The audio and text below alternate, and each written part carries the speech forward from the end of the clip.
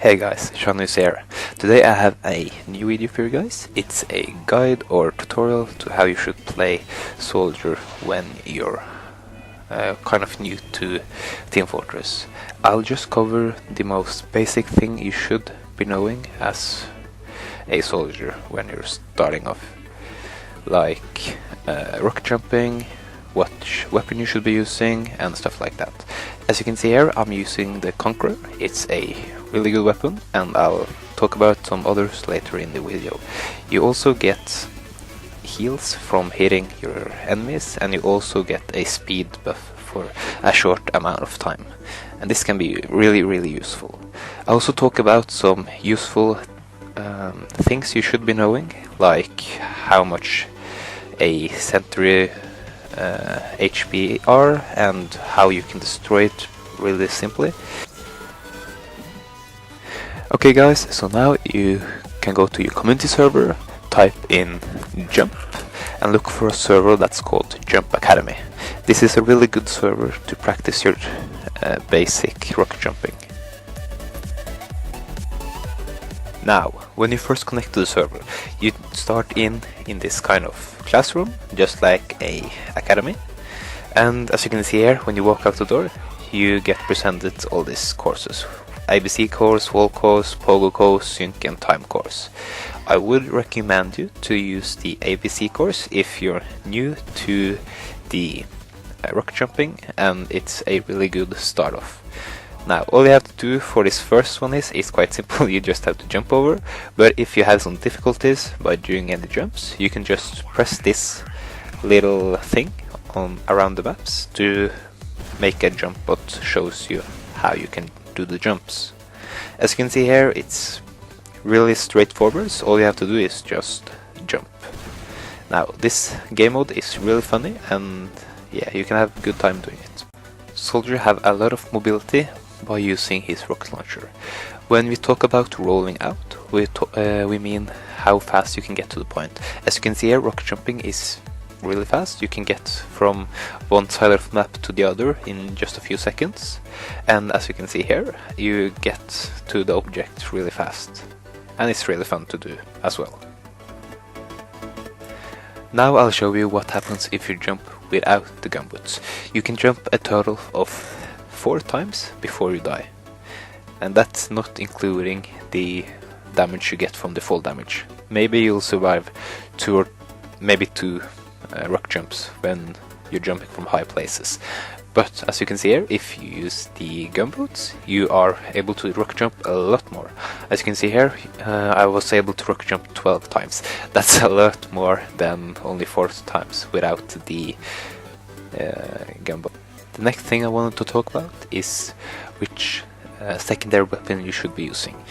The shotgun is a really good weapon. It's really effective if you have low ammo or your rocket launcher isn't reloaded, and yeah, it's just such a reliable weapon that you can use if you're in a bad situation. It's also really good to finish off kills if the enemy is running away, as you can see here. If the enemy team have a good pyro that knows how to reflect, you probably shouldn't fire away more rockets, as the rockets can damage both you and your teammates.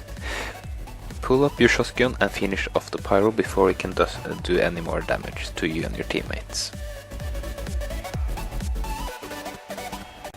The next secondary I want to talk about is the buffs. We have the buff banner, the Conqueror, and the Battalion's backup. In this I won't show everyone, but in this example I'll show you the buff banner. The buff banner is basically giving you mini crits every time you hit someone when you have your buff banner active.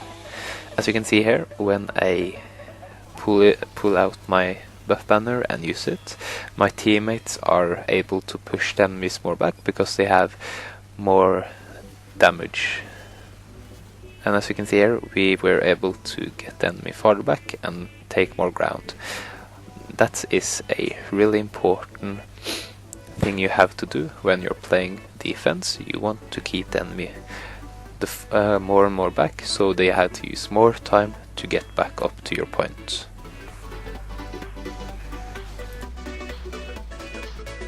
Sentries can be a hard thing to encounter.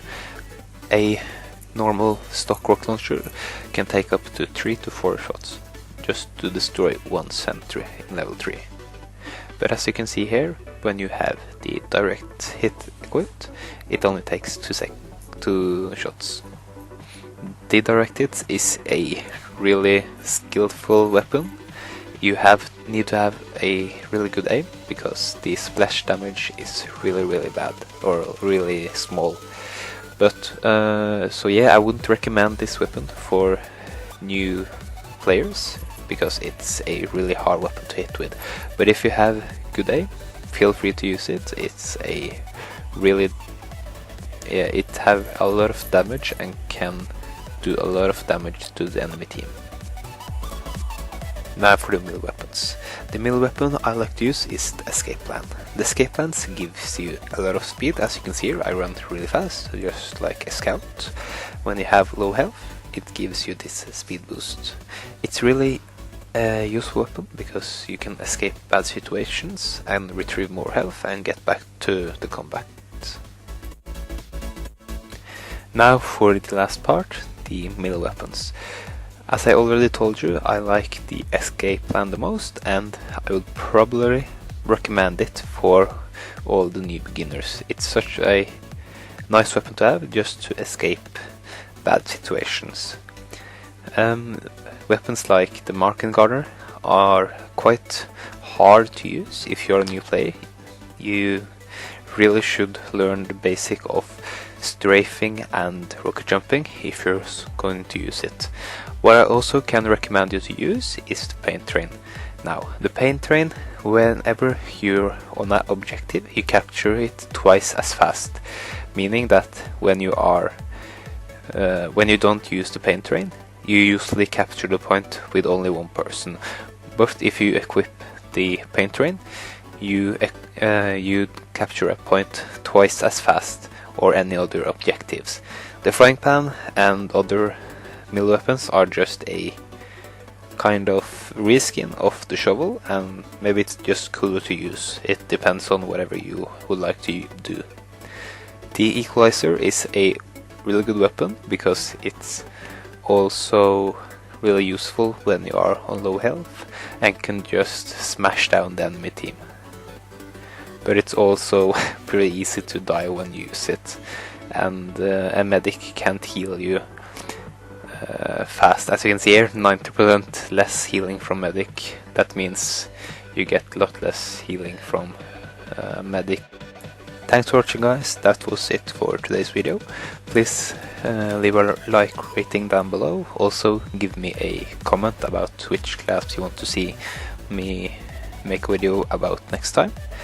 And please subscribe to the channel if you're new. It would really help me out. That's it, folks. Thanks, bye.